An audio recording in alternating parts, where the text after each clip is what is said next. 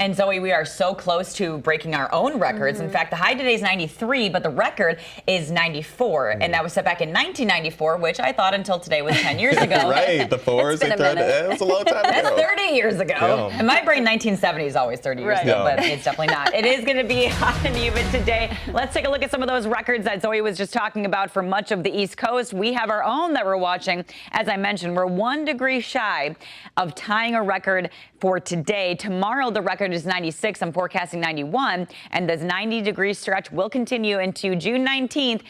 The record high that date, 99 degrees. Now, remember, the average high is 77. So we are not only above average, but well above average. And we do typically see some 90s in June. It's just that now we're in this consecutive stretch, likely seeing 4 days in a row. The heat index today could reach as high as 96 in Milwaukee, but even hotter if you are away from the lakefront and basically away from bodies of water, which helps you get even warmer. Look at all of these heat advisories stretching from the Ohio River Valley all the way through much of the East Coast. You can see Michigan there, the pink. Those are excessive heat warnings. Now, Wisconsin doesn't have any of that now.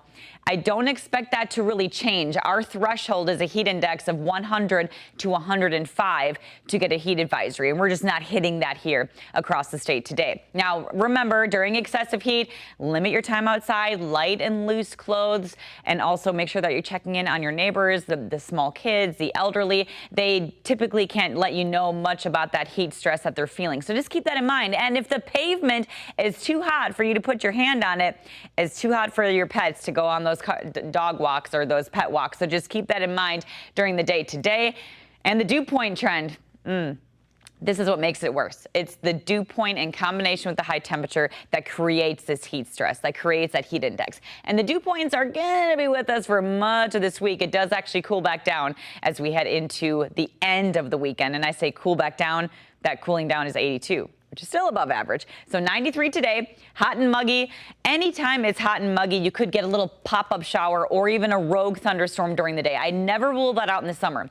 It's more likely with some more forcing mechanisms, like a cold front. And we do have one that's on the way on Wednesday. It doesn't really get through the state, though, but it could increase those rain chances, and that would likely linger into Thursday and Friday as well. And I know it's the first week of Summerfest that kicks off on the first day of summer. It's so fitting, and that happens on Thursday. So anything that we do have today is going to be in northern Wisconsin. So if you're heading up north, keep that in mind. Maybe your cabin or something.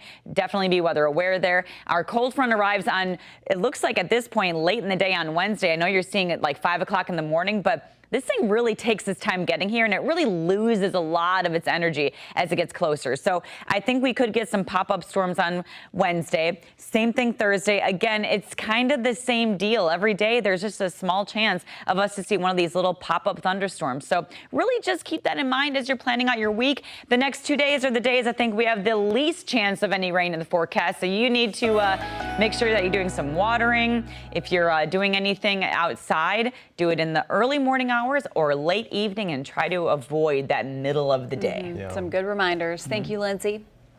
Apple is releasing its latest design. Your business headlines are next.